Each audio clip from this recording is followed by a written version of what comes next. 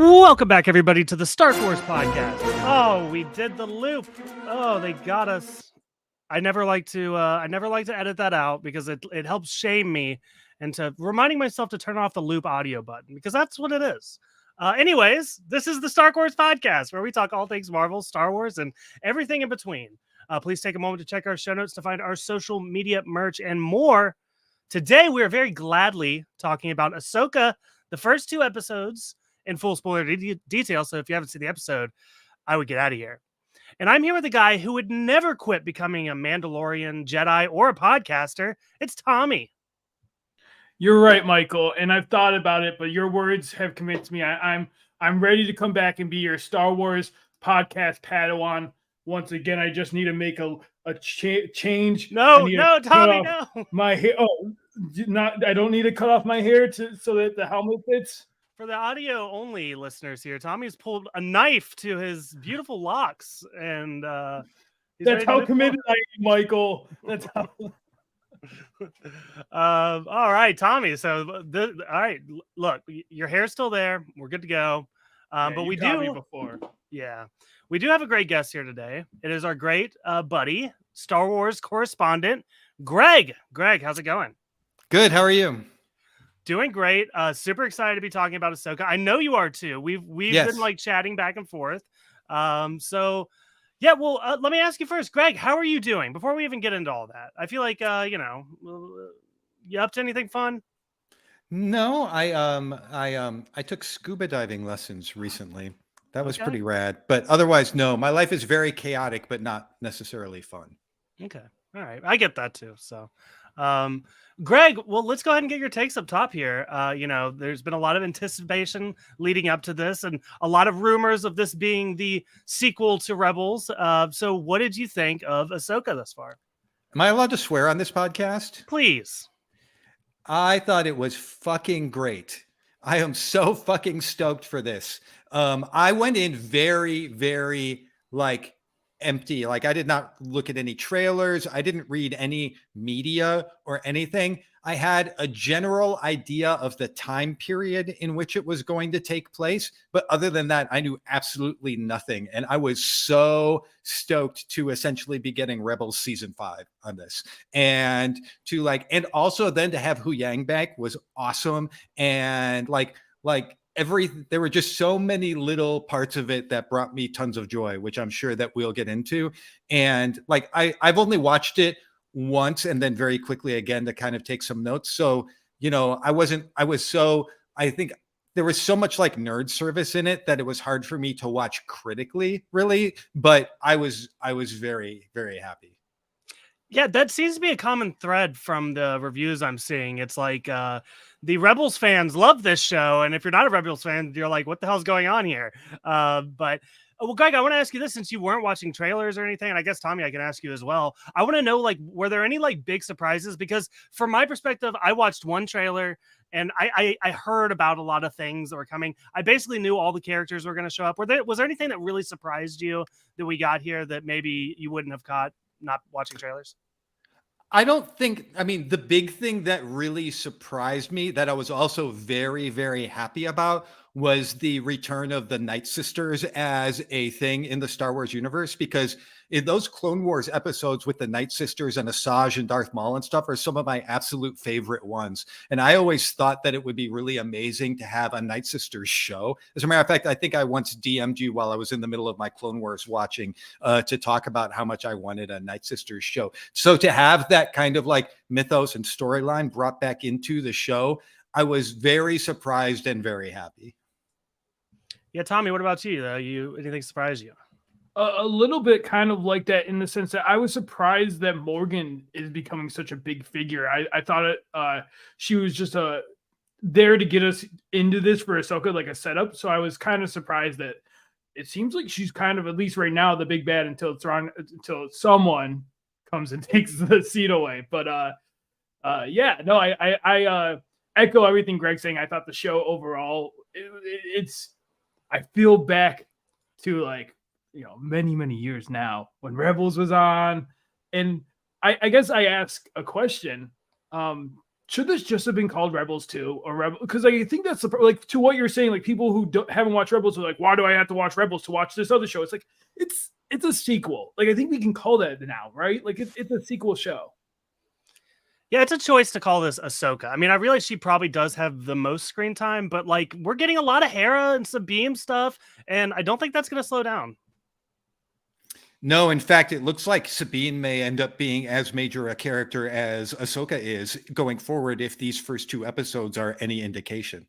Yeah, it reminded me of Ezra in the beginning of Rebels, where it's like we're really kind of seeing it from his point of view. And I kind of felt that with Sabine, is like she's our point of view character right now.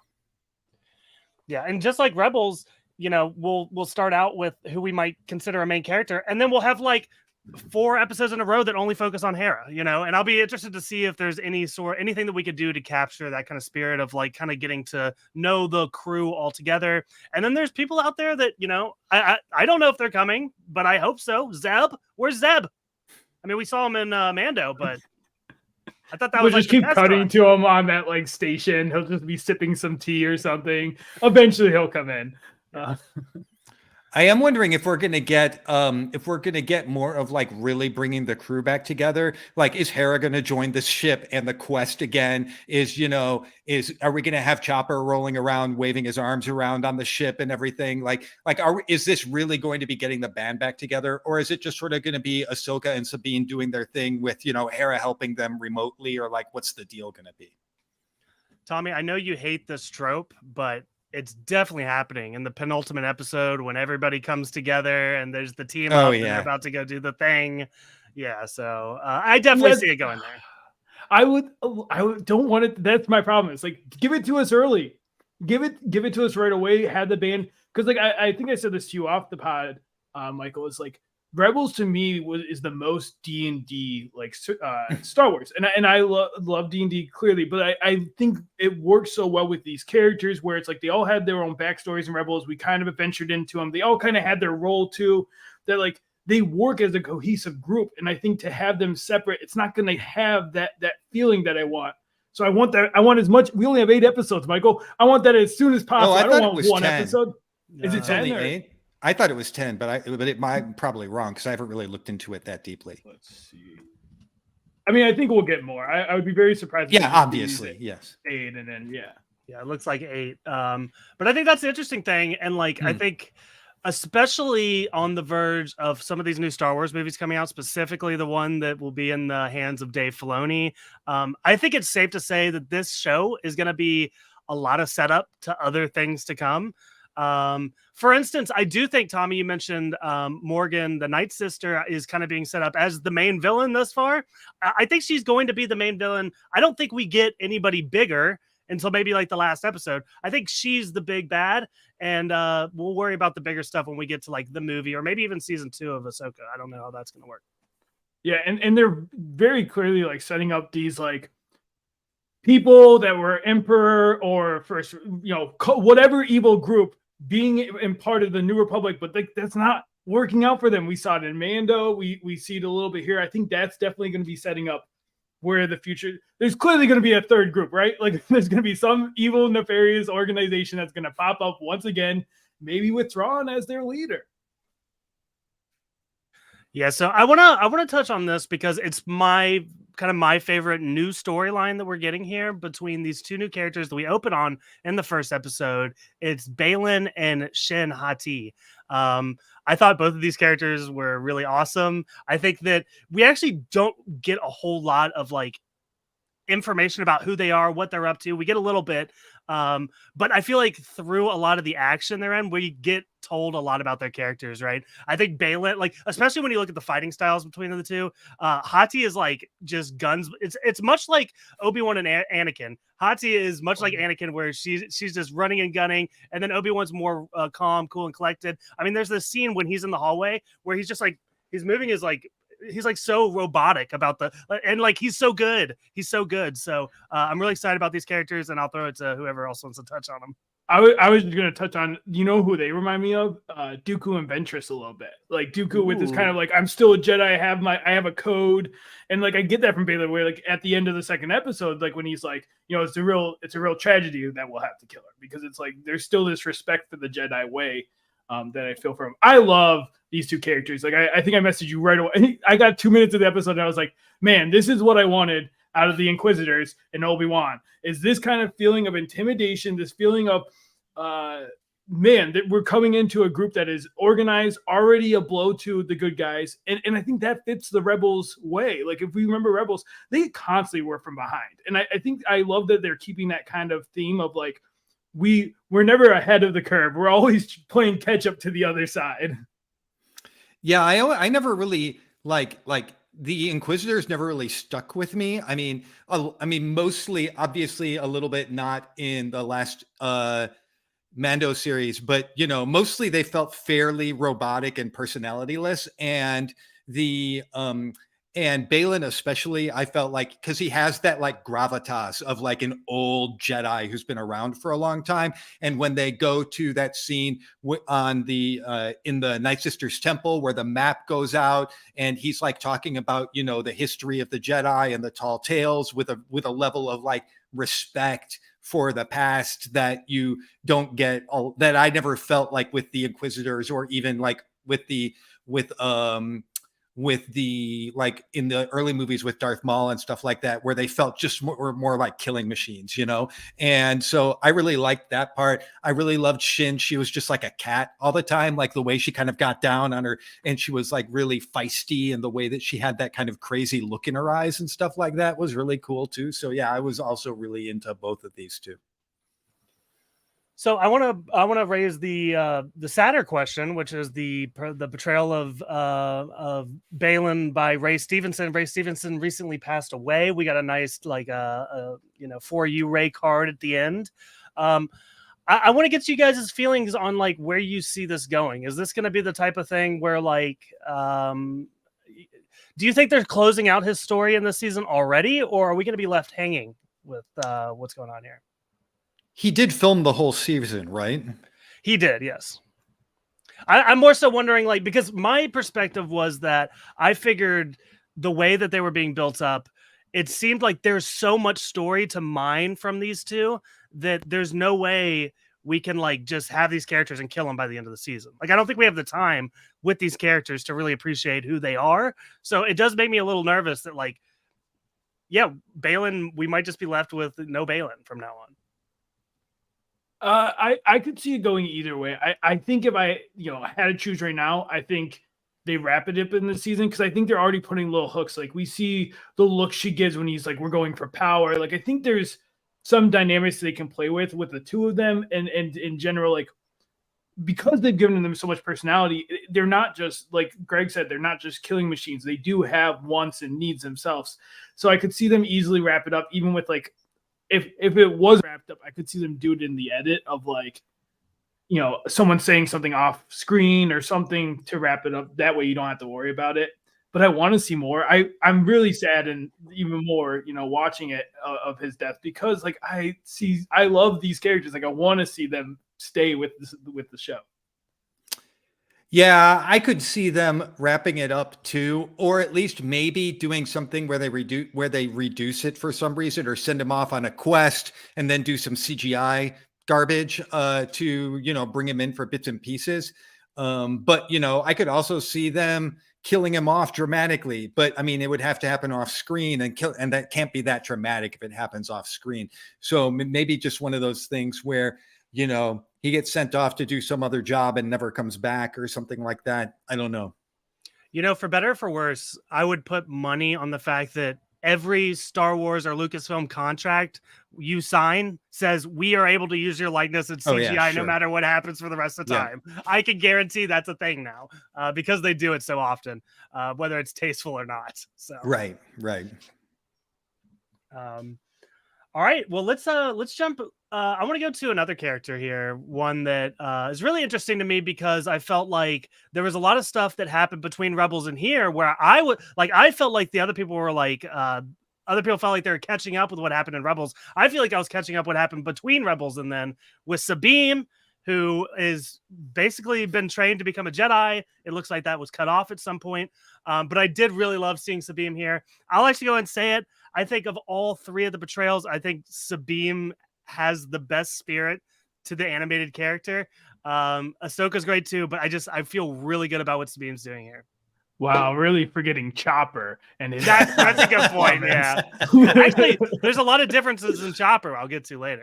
Oh, that first scene of Sabine jamming with her scooter down there with whatever the Lotharian version of Bikini Kill was really, really sweet. Like I thought that was so excellent. I agree. It really captured the spirit really well.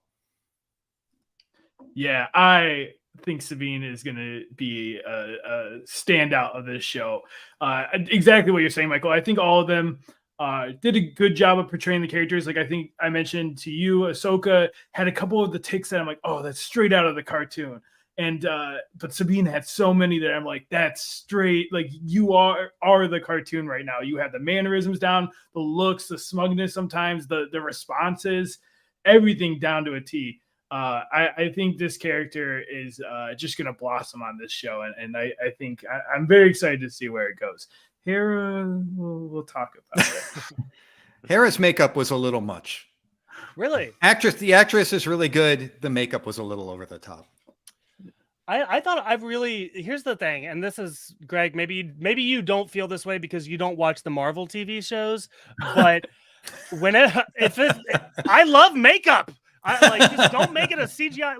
Like Star Wars proved that you can have a green character and not have it computer generated. So yeah, that's like you're muted, Mike. It might not be perfect, but I really appreciate it. I mean, I can agree with that. Obviously, I vastly prefer it to putting a CGI character in there or like using some sort of like CGI or half CGI, like Mary Elizabeth Winstead, like with CGI, Head tails. I forget what the actual name for their little tails are. The Leku, is that it? That sounds right. Yeah. Yeah. I guess I'll say, since we're talking about Hera a little bit, she actually did grow on me in the second episode. It was in that first episode, I felt like I was seeing more of Mary than I was Hera. And maybe it's because I've seen a lot of her work that I was like, it just feels like it's the actress and not the character. But in the second, when she was quipping with Chopper, I actually thought I started to feel some of those mannerisms come out a little bit more.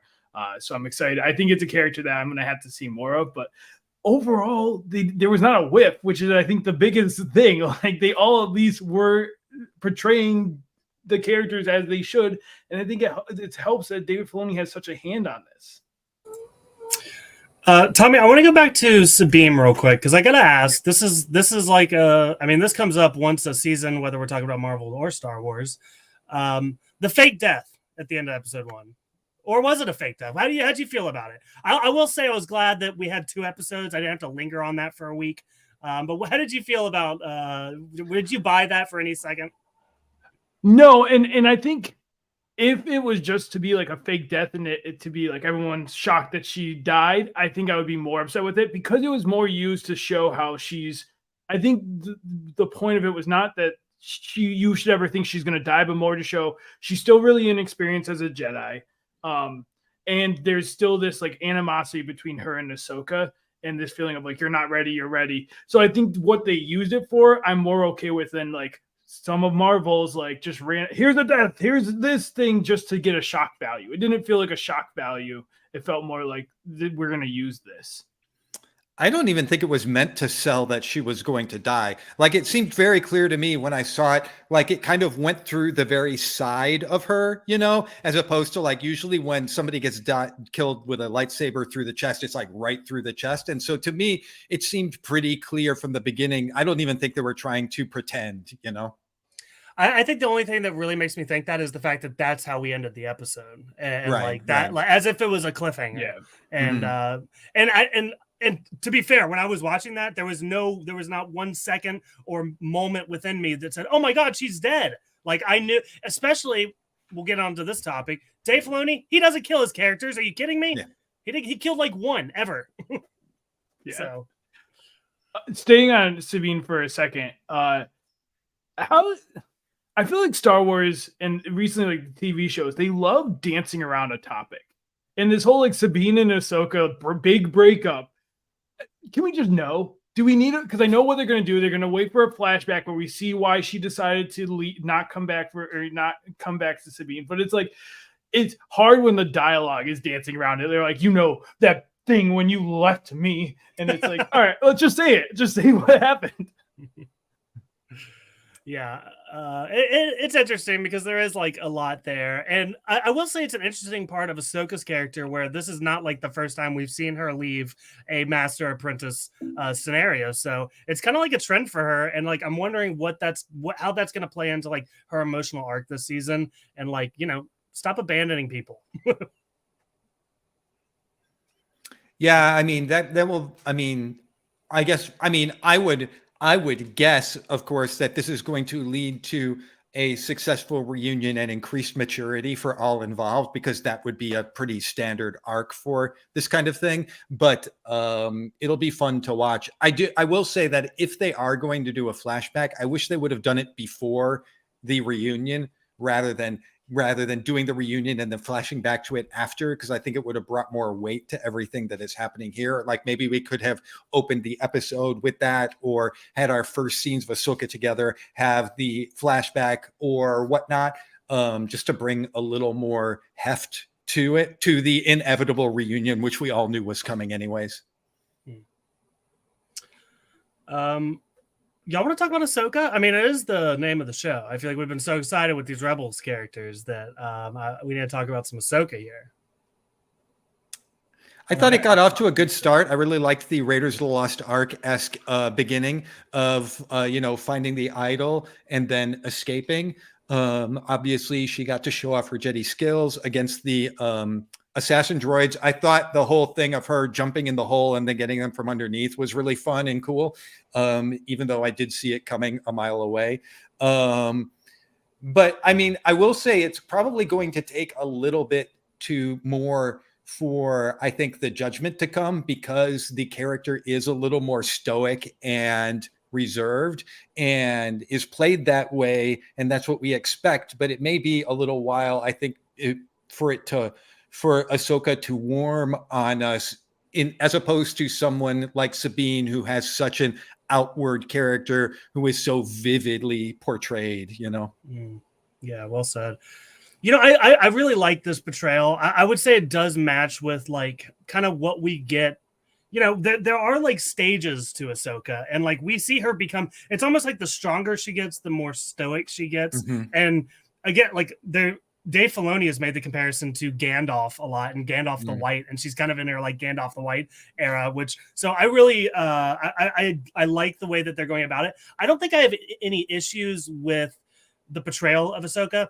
I think more so I need to see Ahsoka be a little bit more of a badass. I feel like there's a couple interactions she's had here where if this was like final seasons of Clone Wars Ahsoka, like it wouldn't have been a problem. Like that's how strong we've seen Ahsoka be. We've seen Ahsoka take down an Inquisitor with a single blow. And like I haven't seen that yet. Like Ahsoka's one of the greatest Jedis of all time, in my opinion, from where she goes. And it's not mathing with me right now. But they gotta create tension in the fights. What if she just went around and one hit everyone? Be no fun. But I agree with you. I do think that's a big thing with Ahsoka. It's like she kind of always has the upper hands in these battles. I will say with this first scene, I definitely got big Guardians vibes as well. Star-Lord going for the orb. But I love this intro. I think it's set up the show well. I think Ahsoka as a character is really interesting me. And like we were just saying with the betrayal with Sabine, I think it will be interesting exploring that side. She mentioned like, oh, well, like my master didn't finish training me. And I think that could be a connection there. Like, I think there's this feeling of like, I'm going to leave you before you leave me kind of stuff. And I just think we have a ton of character to still explore here. As much as we've gotten a ton of character portrayal of Ahsoka before, there's still this like it's cool that we can still hit on new arcs with her. You muted, Michael. What else on Ahsoka? Anything else that needs like standout scenes that you're really excited to see here? I think Hera were fun. I thought their interactions. Yeah. That was what I was about to get to. The scenes where her and Hera are interacting together alone without Sabine, I think are nice. They don't have like there's still that awkwardness with her and Sabine that kind of like overshadows some things some. Well said. Okay, well, let's talk about this because we did touch on this fight here that she had. And there's this character. I believe the character is Morok. I didn't write it down, but I heard it. It is like the third Sith type character that we get here that kind of looks like an Inquisitor, has an Inquisitor-style lightsaber. We don't get a whole lot from this character. I will say there seems to be a lot of buzz, fan theory buzz around this. I don't know if either you know what I'm talking about or want to set it up. I don't. I've heard one, but I don't know. I like heard it through the rumbling, so I don't even know if this is the theory or one person was just like, yeah, this, and this is the only thing I've heard is Knights of Ren? Question mark. That's not bad. I could see that. Especially, I mean, the get up is very similar. I will say the biggest thing I've heard, and it's weird because we have Baylan, we have Shin Hati, so it's like, why do we need like this third character? Like, what role is this person fulfilling? It kind of almost they're playing it like this is like the red shirt one here, like he's just gonna die off at some point. But something hit me, and actually I was on the Unqualified Heroes podcast last night talking about this. Messi hit me with a theory. I've seen it some other places too. It really blew my mind. But he said that this could very likely be Ezra, and Ezra is enchanted by the Night Sister. Whoa! I like it. Because there definitely needs to be more there. They didn't die. If he's like a red, like I feel like he got too much attention to just be like a one-off, gonna die Inquisitor. That like I kind of buy into it. I don't know because I mean, supposedly Ezra disappeared with Thrawn, and they're trying to find Thrawn. So how would Ezra have gotten like if they found Ezra, you would think they would have found Thrawn too. So how does that work? Like, how did that separation happen? How did that? I mean, I'm here for it. I just don't understand how, given the mythos that we already have, that's supposed to work. Well, let me ask this and this is where I'm getting a little confused because, especially in the Mandalorian and the Ahsoka episode, we see Morgan, and it's very much set up that Morgan has this relationship with Thrawn, right? I think Ahsoka calls Thrawn her boss. So they clearly are in some sort of contact. Now, I think the big question is because they were spending so much time trying to get this map, and I don't think it was ever really clearly laid out that were they getting the map to keep it from them or to go find Thrawn? I don't know. Or maybe I'm missing something.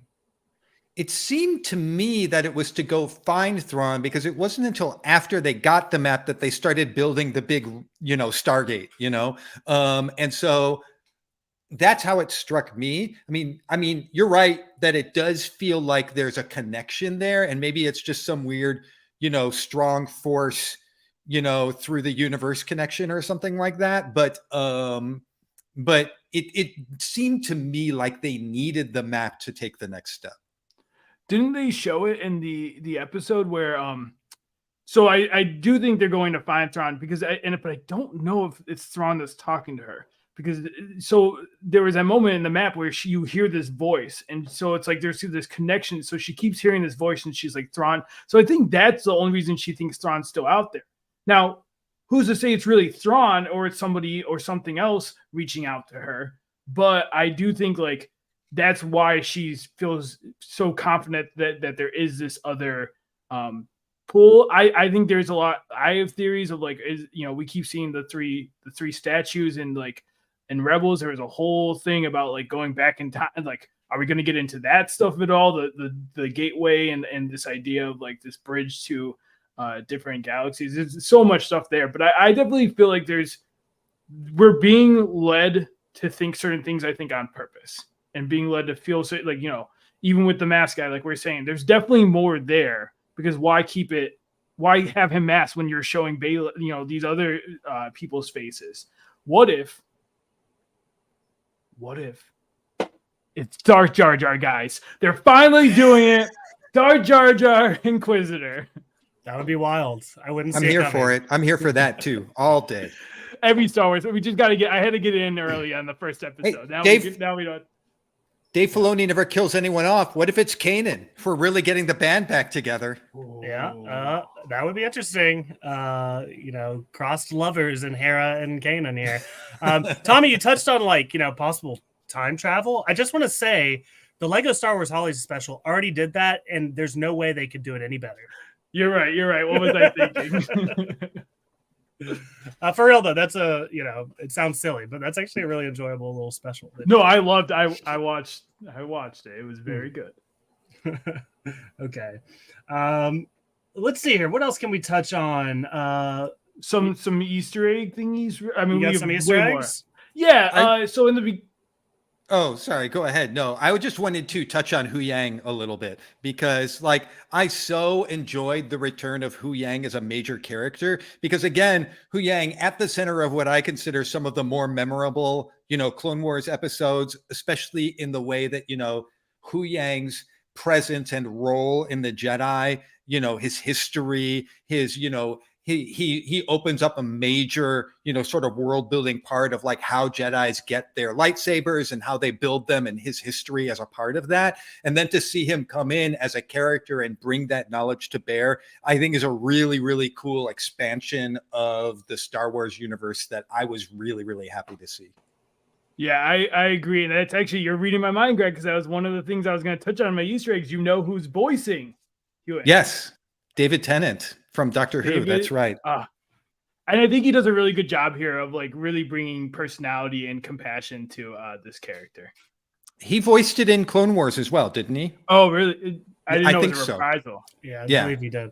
I have to agree. It's the the younglings arc of Clone Wars, which is just so good. And to be honest, if you had me pick out characters from the animated shows to come over into live action, I don't know that this is one I would have picked, but I'm so glad that they did. It's such an inspired choice. And we see how much he's utilized in these episodes where, again, he's the reason they know Baylan is a Jedi. He is also motivating Sabine.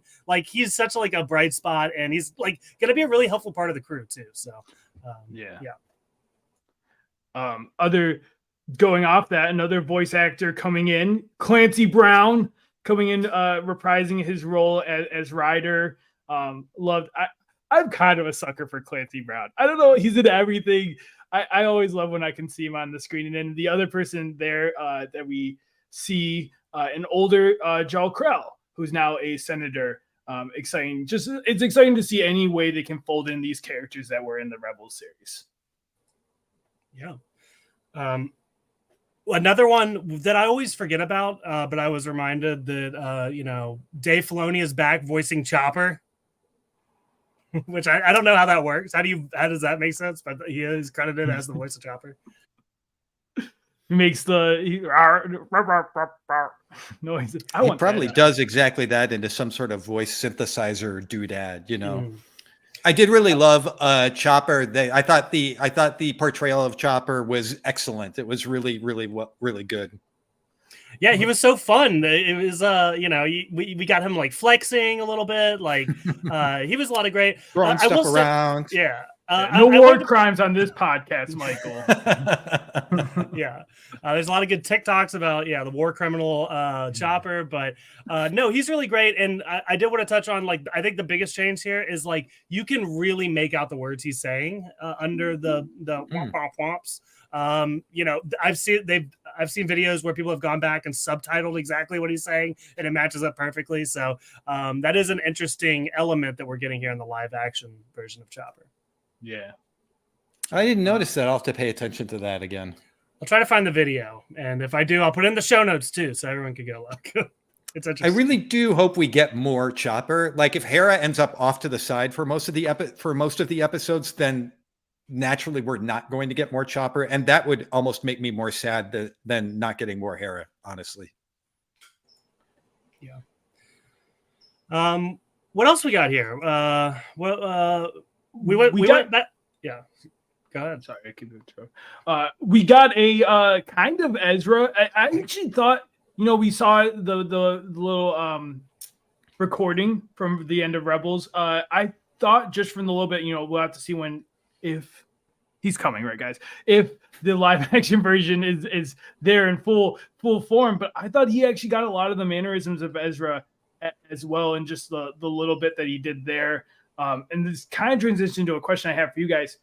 Okay, Sabine and Ezra, romantic or just family? They specifically kept the part about him calling her sister, but I've seen, me, I love a good ship. I've seen it both. I've seen this. There's a lot of fan fiction about this. I'm ready to write my Sabine Ezra fan fiction. She touched his face, Michael, on the mural very fondly. There was no consummation of that in Rebels, right? Like, no, there was no kisses or anything else like that, right? Yeah, just lots of fondness for each other and a best friendship, but never went past that line. I could see it. On the other hand, I'll also say that, Star Wars has never been very good at, or actually very active at all in portraying romantic relationships. I think, the best we get is probably Han and Leia, and we don't really see it happen. We see it happen a little bit, and then we see the results at the end. But like the courtship and them getting together part never really occurs. And I can't think of, I guess obviously Anakin and Padma in the original trilogy, but I don't know. I just feel like, putting together romantic relationships is not a thing that Star Wars does, Yeah, and also I feel like they have to step away from like the brother sister stuff. I feel like once you say sister, right, they've kind of ruled that out just based on their track record. Listen, I agree. I would love to see it. Like, as much as I'm joking about the shipping, I would love to just see a female and male relationship that doesn't turn into a romance. It would be nice that it's just this, like, they grew up together and they are this like undeniable best friend duo kind of thing. But for my Ezra Sabine shippers out there, we had to touch on it. What's the ship name there? Dude, it's gotta have one. I will look it up. As Bean. Sebezra. Okay, that's actually. Sebezra is, I believe that is the name. Really? Right. I called it. According to Google, I'm not going to dive too much deeper. I just saw Sebreza. It's it now, baby. I thought I was really excited to see us go back to Corellia, which we see is Han Solo's planet and the Solo movie. We kind of get in a different light too, because I actually watched some of Solo the other day, and a lot of the scenes on Corellia are like pitch black, and this was like in the day, and it seemed like a lot nicer place these days. I guess that's what comes with the New Republic, though. I want a Loth cat. That has nothing to do with Corellia, but I just wanted to mention it. They're cool.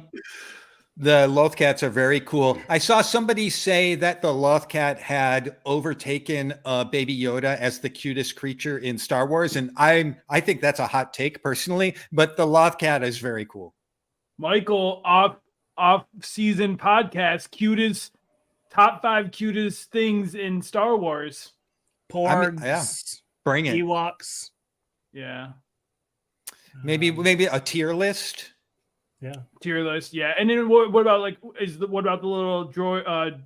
What I have here? Oh, the mouse. Yeah, are those cute? In Droidland, I bet you in Droidland they love the mouse droids. They're like, oh man, cutest droids out there. I think standing alone, they're not cute, but they're cute in their implementation. Okay, fair enough. All right, listeners, you tell us, mouse droids, hot or not? Hot or not? Smash or pass on the mouse droid? What's the mouse droid's body count? I wanted to get back to Corellia a minute, and the thing that I really liked about it was this sort of, again, expansion of what we saw in Andor, of how the the Imperial, the former Imperial workers are being sort of integrated into the rebellion, and how that doesn't always work out very well, and the implications of their attempts to do that, and sort of run the rebellion as kind of like a business in some ways. I thought that was cool. I would like to see more of that, because I'm just always really into like when they bring those kinds of cultural things into the show. That's something I'll give Star Wars over Marvel. They're doing a better job of having these cross series themes and storylines where they're like set up just one nugget and then let that go in another show. And I'm excited to see where that goes. My favorite trend here that we've been getting with the New Republic is I feel like the New Republic is as incompetent as the Empire is evil, which is very interesting. I feel like they both have their shortcomings, and it makes a lot of sense that this isn't going to last too long. I feel like that's a classic theme of scrappy but good versus competent but evil. I mean, I don't think that's unique to Star Wars necessarily. Fair enough. Good point. But this is the second time where you let people stay near power, and then they went back to the evil side. At a certain point, I think you just gotta put them on an island, put them on some planet, and be like, "We're gonna form our own. We don't need your knowledge. We'll form a new government." Because it's like I'm gonna be honest. Fool me once, shame on you. Fool me twice, shame on me. Is that saying? Like at this point, New Republic, it's your fault. I'm kind of rooting. I might be rooting for the Empire if they. So you wanted to put all the Imperial people on one planet. That's what you're saying. Yeah, they don't just need to find the rebellion's equivalent of Australia, right? You just ship them all there and then leave them behind, and they can do what they need to. I know where you're getting at, Michael. I would like to do something else with them, but that feels a little mean to be like, let's just murder them all. I wasn't gonna say that either. I was gonna say, oh, you're gonna put them all the bad guys in one place. I mean, look, you send Sidious off. Look what he does when he's off alone. You send Thrawn off. God knows what he's got cooking up. Well, exactly. I'm saying plain one, we probably murder them, but I don't want to say it on a podcast. We say they went to a nice planet, Michael. And then, a nice barn out in the country, right? Oh wow, I love it. Okay, I'll be honest. I'm running short on my list here. I don't know if there's anything else that you guys want to touch on before we start to close out here. How about this? Sorry, go ahead. What about we got an opening crawl? We haven't had this in Star Wars in a while. That was kind of cute. Hey, way better than the Emperor Palpatine's back. Yeah. We couldn't leave on that note. It was fine. I didn't like that. If you're going to do a crawl, do it right? It was the wrong font. It was the wrong color. It didn't do the triangle extending off into the distance thing. It's like, it just felt kind of half-assed to me, honestly. It was cool, but let's just do it right. It felt like the combination of new and old Star Wars, though, where especially in Solo, again, having seen that recently, we get a lot of these whether it be them titling the planets as we go to them, or more title cards than actual crawls. And I felt like it was the combination of the new school and old Star Wars. So I don't know. It kind of worked for me. Definitely not classic though. No. Yeah, it feels like they wanted to keep it I feel like they're trying to separate themselves from the originals. They're starting to try to be and this is just one of those ways, but it's hard because it's we're but you did it. It's perfect. You already nailed it. Yeah. Greg, did you have something?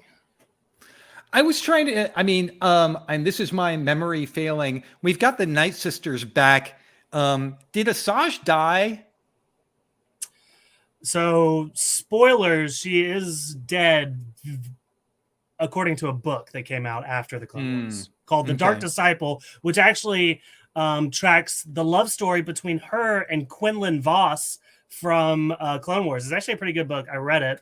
So that's where she dies, unfortunately. Okay. Because I was thinking I would love to see Asajj back again, too. And I always thought that Asajj would make a great main character for a show as well. But I guess that's out of the cards. Yep. So we'll have to wait on the more Night Sister stuff. So, all All right, guys. Greg, thank you so much. It's always a blast to get to catch up with you. You want to tell people what's going on in your world? What are you doing? What's going on in my world? In my professional world, I've been writing a book, which has been taking up a lot of my time. And then my book publisher looks like they're going down the tubes. So now I'm trying to find a new place to publish my book. Oh, no. So that's kind of crazy. And I might be moving, but not a lot going on here. I'm not really on the Twitters anymore, but I'm on Blue Sky at GDD. So if anybody wants to dig me up there, they can. Man, all these, I feel like, what is it? It's like Game of Thrones houses, all these new like Twitter apps. Like, which house do you belong to? Right. Like, I'm a threadhead. I don't know all that. So, Tommy, which one are you on? Yeah. None of them. Basically, I barely use social media. I just use it to creep in I'm like peeking through the windows of these social media. I don't want to commit, but I like looking at stuff. Where can people, just send a carrier pigeon, send it to Tommy. Throw it up in the air. Not even a last name. Touchdown, Tommy. Yeah, all the pigeons know. Good enough. Yeah, exactly. Well, listen, if your pigeon's good enough, it will find me. If it's not, it's probably the pigeon's fault. But yeah, that's up to me. What I'm up to is I'm here with you. And otherwise, I don't know. I'm watching TV. It's TV. I don't want to even endorse TV at this point because of what's happening in the world still. Well, Tommy, let me ask you this. We've been on a bit of a hiatus. This is kind of our comeback. And I felt like it was a good time to ask you for a recommendation, but but aside from movies and TV, is there anything you can recommend? I'll recommend what I'm watching in TV. I'm watching Dragon Ball Z Kai, a anime that took the original Dragon Ball Z, and if anyone knows Dragon Ball Z, sometimes they had really long battles where it'd be like 20 episodes for one battle. And so Dragon Ball Z was basically a version that cut a lot of that filler. A lot of times they tried to give the manga space. So it was like they cut a lot of that filler. They get the thing moving. The pace is a lot faster. It's a lot crisper. The music's not as good, but the voice acting is crisper as well. So I've been enjoying that ride on Dragon Ball Z Kai. What about you, Greg? Is there any Greg, I thought about you the other day when I was on vacation. I should have sent you some pictures because I went to a barcade and there was like a vast selection of pinball machines. Where at? And this was Pensacola, Florida. I forget the name of it. I'm not familiar with anyone anywhere down there. Yeah. I have been playing a lot of pinball. I have a very active pinball league that I belong to right now. If anybody is interested in seeking out pinball, the new Foo Fighters pinball machine is very fun. I'm not a fan of the band, but the game is fun. But no, like consumption wise, my life is completely eaten up by baseball and the current unbelievable onslaught of competitive reality TV that we're in the middle of and going to be joining. We've got Big Brother going on right now. We've got the Challenge USA. We've got 2 versions of the Traders in New Zealand and Australia. We've got American Ninja Warrior. We're about to have Survivor and Amazing Race, both doing 90 minutes a week as if like we didn't have enough to do. I'm also watching Love Island and Claim to Fame's on top. Oh yeah, Claim to Fame is still on. It's at least that's about to end. It is a lot. Oh, Amazing Race Canada, I'm also watching. It is crazy. So between those 2 things, I don't have a lot of time for anything else. Fair. And I was gonna I thought I might have something to recommend, but the more I thought about it, I was like, yeah, I think it's just reality TV. I'll put an extra plug in for the Challenge USA because I think it's specifically good this season. It's been really great this year so far.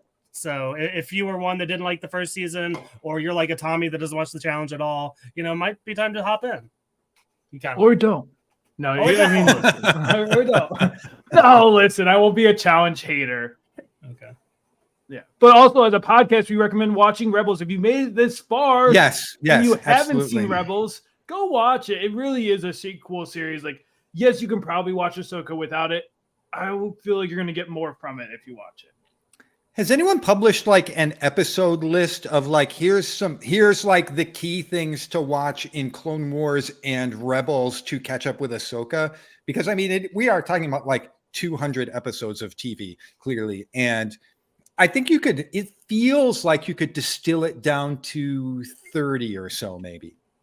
Greg, I know you weren't just teeing me up to talk about my Google Sheet where I track every single episode of Rebels and Clone Wars and tell you specifically what episodes are focusing on which characters if you want to go through and watch for a specific character, which I do have. And if anybody wants it, they can hit me up. And I was absolutely teeing you up for that. Okay. All right, guys, this is so much fun. I'm going to go ahead and close this out here. I'd like to remind you guys to rate and review us on iTunes and Spotify, preferably 5 stars. Also, please subscribe because we're going to be here every single week with Ahsoka coverage. Follow us on Instagram and X or Twitter, or we're also on Threads, I guess. And what's the other one? I don't even know where we are anymore, but we're probably at Stark Wars Pod. So if you're on the social media, that's where you'll find us. Also, we have a Discord community going on. So if that's something you're interested in, you can hit us up and we will get you in there. But that is all we got for you guys. Thank you so much for listening, and we will see you next time. Bye. Bye. Bye.